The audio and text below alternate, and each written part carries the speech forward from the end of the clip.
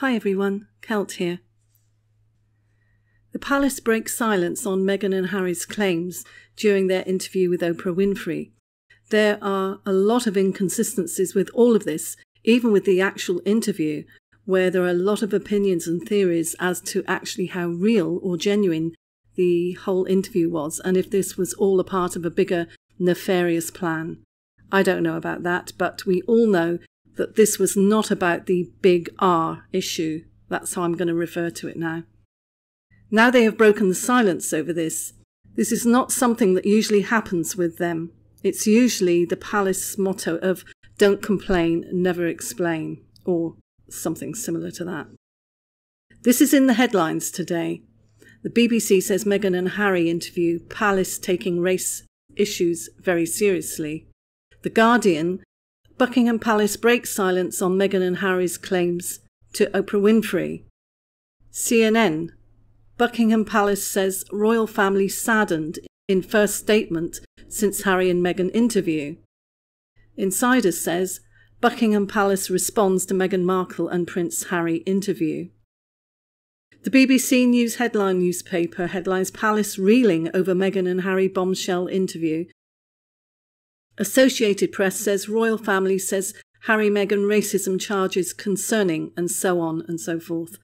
The Times newspaper says, and I quote a comment by David Ehrenvich, says there is no hard evidence of royal racism. He says that the backlash over Meghan's revelations has been too much about feelings and not enough about details and context. And I agree that the interview was more about both Harry and Meghan's feelings and not enough about actual facts. Many people have been shocked by the way this has progressed and the very tacky and unroyal way it's been presented to the world. As far as Harry is concerned, it's bad enough to criticise your father to family members and friends, but to do it to the world is the lowest of the low, according to many. It's being said that the revelations within the interview were worse than the palace feared.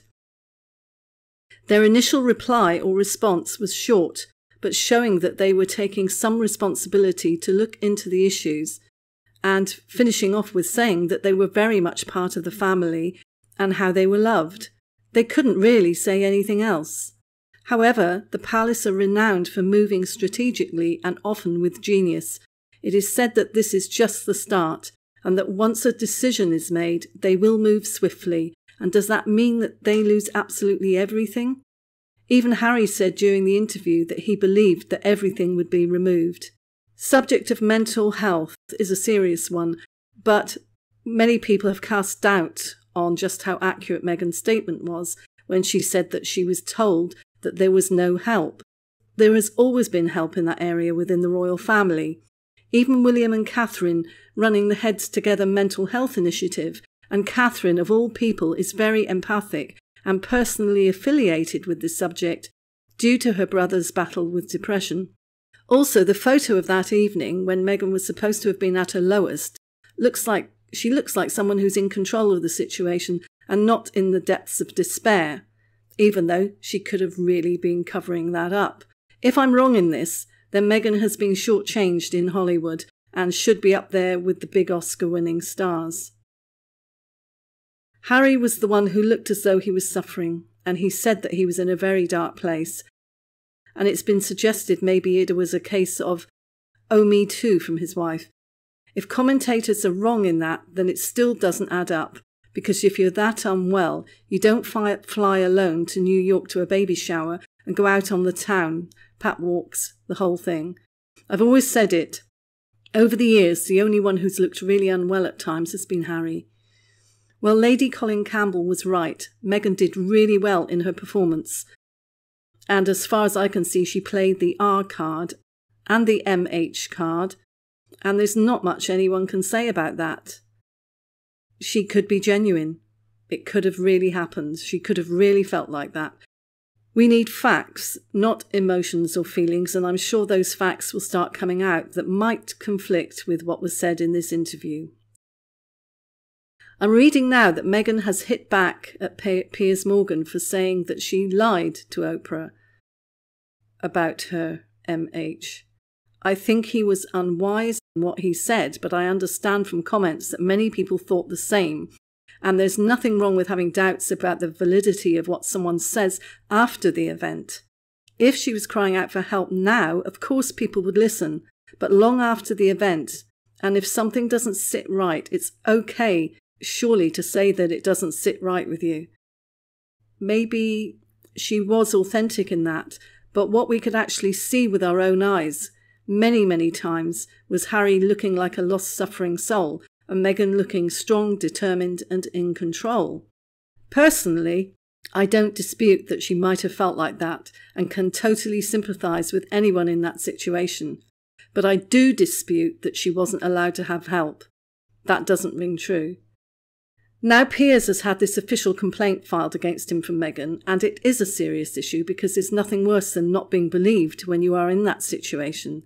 And I think that, although there are many things that Meghan says that the general public find hard to believe, that particular subject should always be taken seriously, and if a person is not genuine, then a professional will suss it out, wouldn't they? So if I was Harry in that situation, whatever I thought about how bad it was for her or whether she was being authentic or not, I would have got professional help for her. Then the person gets help one way or the other. Again, it takes us back to the fact that it was all about feelings and not about the facts. I said in my previous video, how could she have been so depressed and without her passport because she took 13 foreign holidays. And it's looking more and more as though Justin Welby will not need to step down as Archbishop, but that people very much need to take everything Meghan says with a massive grain of salt. Now Prince William has spoken out, something he rarely does. He says we are very much not a racist family. Straight to the point and true.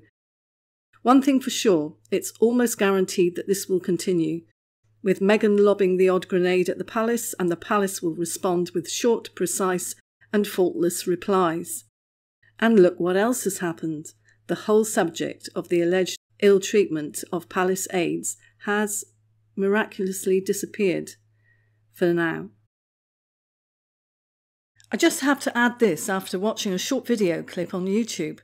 Meghan needs to forget her reminiscing about an event which traumatised her, allegedly, decades ago, that she saw probably on TV news.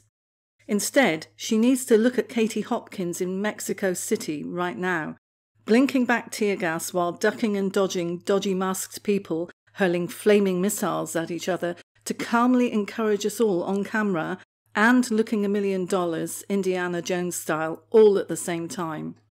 Watch and learn, Harry and Meghan. Watch and learn. Let me have your comments and I'll see you in the next one. Thanks for watching. Bye. Please subscribe, ding my bell for more alerts for more videos, like if you liked it and share. Bye.